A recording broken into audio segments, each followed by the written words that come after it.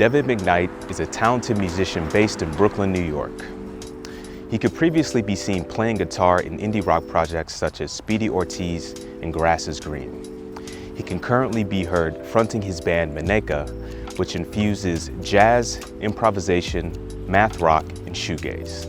Let's go catch up with him now. I've always been curious about the creative process. I mean, what's that cosmic itch that absolutely must be scratched?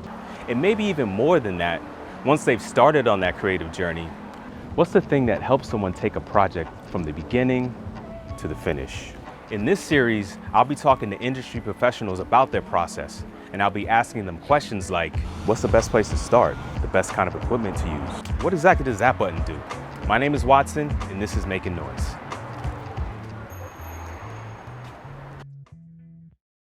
Devin, how you doing? Pretty good, pretty good. Thank you for coming, I appreciate it. Yeah, appreciate you having me. So, where are you from? I'm from Washington, D.C. Washington, D.C., okay. Yep. I guess I probably spent the first 9 years of my life there. And then I moved all the way to Maryland. Like, there's obviously a lot of musical history in DC, but tell me a little bit about sort of early music memories, some things, either what was played in the house from your parents or Sure.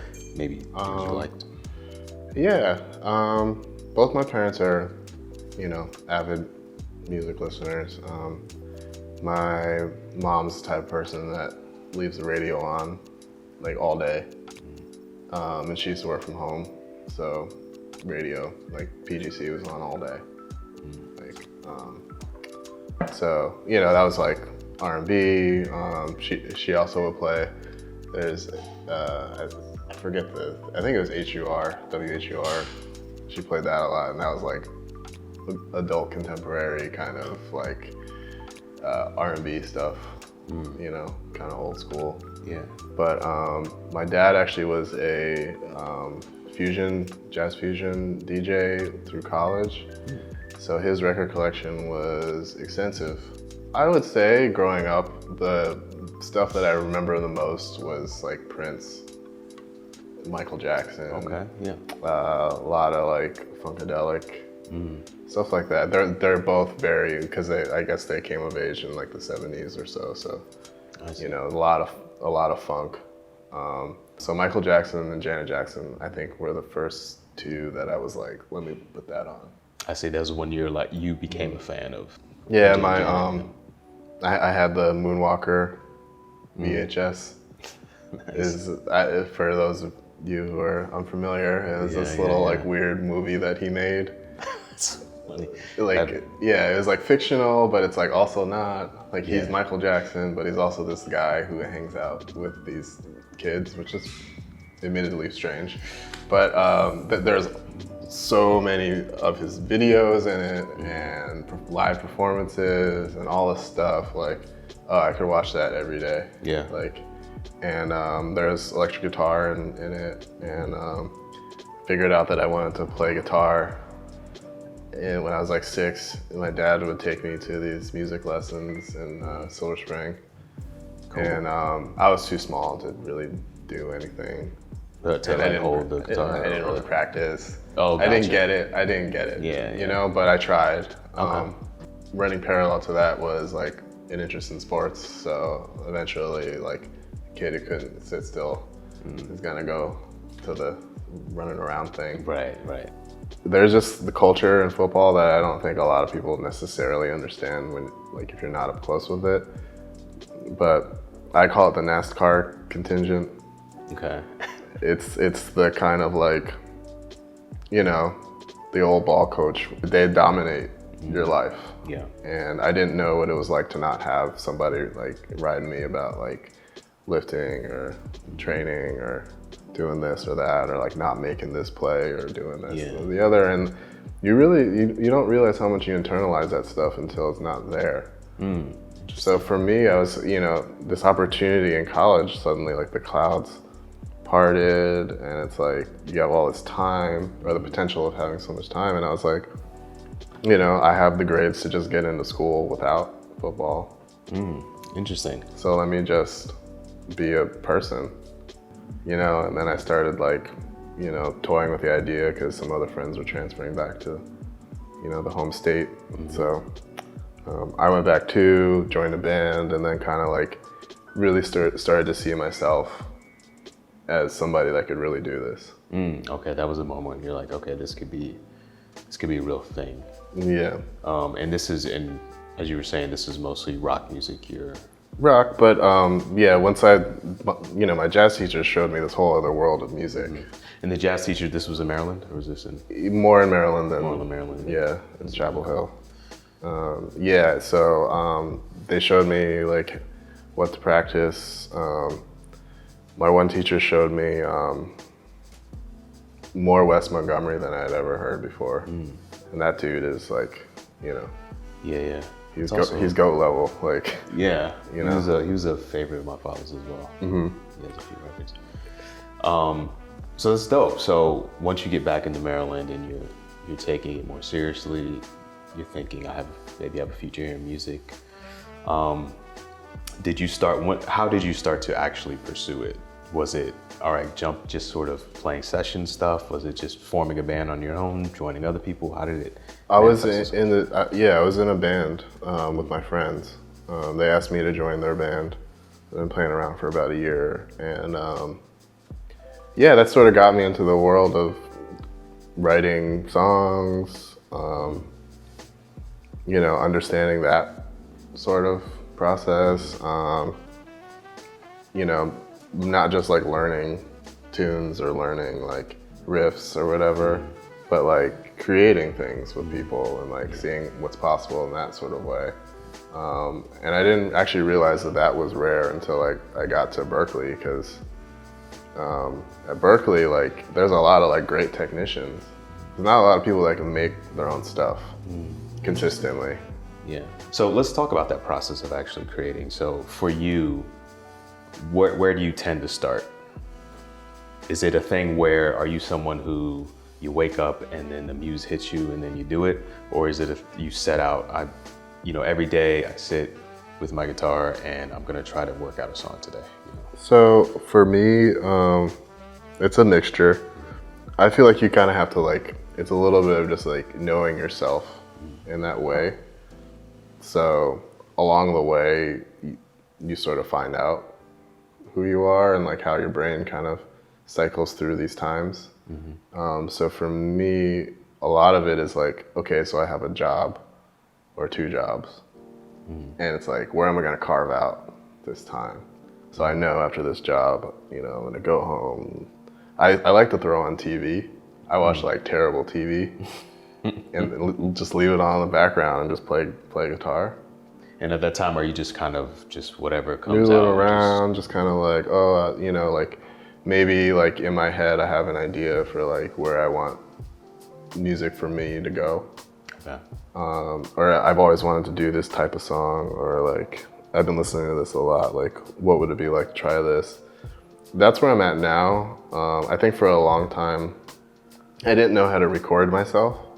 So like now I really know how to do that pretty well. So I have a whole process in that way where like, I might not have anything, but I'll just be like, have headphones on and just be like playing stuff, trying different things out. And I'm like, oh, yo, that can loop. Okay, so are you recording that whole thing, or you just wait until you found something that's nice? Wait until I found something that works, make sure it's to a metronome, put some drums to it, put some bass to it, put some keys to it, stuff like that. And then you got a little thing that it's a part, you know. An idea to kind of. And then it's like, oh, well, this needs another section. What can we do with that? And, you know, I'm sort of at the point now where I can, once I get going, I can hear the next thing easier. So I can like what's needed? Yeah. Okay. Yeah. And I'm way better at that than I used to be like, you know, 10, 15 years ago. Now with the beauty of the internet and the beauty of recording software, you can get a lot done pretty quickly.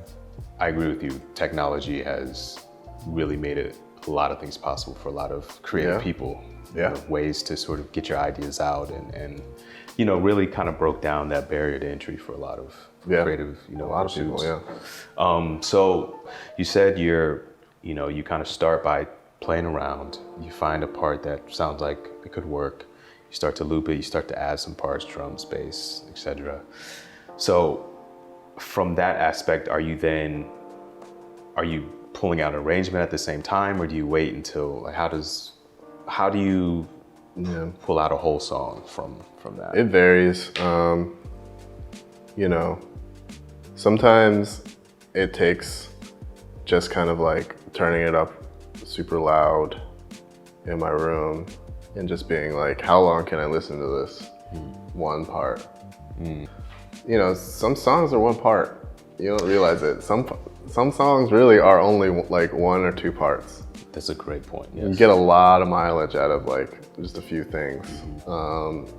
You know, and I try to put myself into the, you know, the place of the listener, not the person that made it. Interesting. You know? That's an interesting approach. Like, I've gotten to the point now where it's like super easy for me to like just subtract things and then be like, oh, well, that's cool. It's good as it is, yeah. Yeah, I mean, like, after that, I'm like, yo, this needs another part. Or if I've already made something, I'm like, yo, let me just see what these 2 things sound like together, because... Oh, it's interesting, because you can pull ideas that you hadn't figured out what to do with yet, and then put them together and make something. Yeah, Ableton makes it real easy to kind of like drag and drop things, and then just like, you know, you can play the clips next to each other to be like, oh, this works. Yeah, and what you're working on now, this is a full-length project you're think so. Yeah, and is this, was it a situation where you knew you wanted to work on a full-length project, or did it just like, oh, I have all these ideas, maybe this can be? I was already ready to like do a new thing when I put out the last thing. Okay, yeah. You know, I'm very restless with this stuff. Yeah. So I'm just like, let's just get on to the next.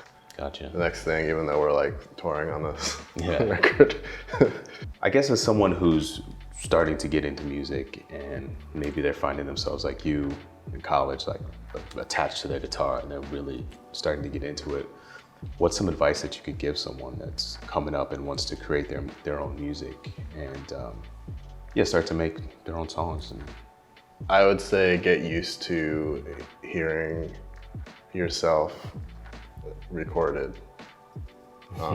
because you can always self-critique in a way. Also, don't be afraid. You know, for a long time I was kind of like, you know, I was kind of afraid of, you know, I don't know if it was fear of failure or just like, you know, not knowing enough about myself to think that I could be one of those people. And, you know, I think that stems from a lot of places in our culture. But, you know, don't sell yourself short too quickly. You know, you gotta give yourself a shot and just get used to hearing yourself, because you might be capable of a lot more than you think. You know, because I thought of myself as an athlete for most of my young life. You know, and that's all I thought I could do. And then it turns out that was so not true. And, you know, I definitely carved out some space for myself. Yeah. So yeah, you never know what's possible. You also never know, like, you know, I found out about like Lineage that played music and did stuff, and I didn't know that. Oh, right on. Just learn more about where you come from. Like, you know, maybe you were destined to do something else and you didn't even know it. Right on. I appreciate that. Thank you so much for spending time with us today. Yeah, thanks for having me. Absolutely. Appreciate it. Thank you. And that's today's show. I'd like to thank Devin for joining us today. If you'd like to hear more of his music, please make sure you check out the links in the description box below. And if you haven't already, make sure you hit those like and subscribe buttons. My name is Watson, and this is Making Noise. Thank you for watching. Peace.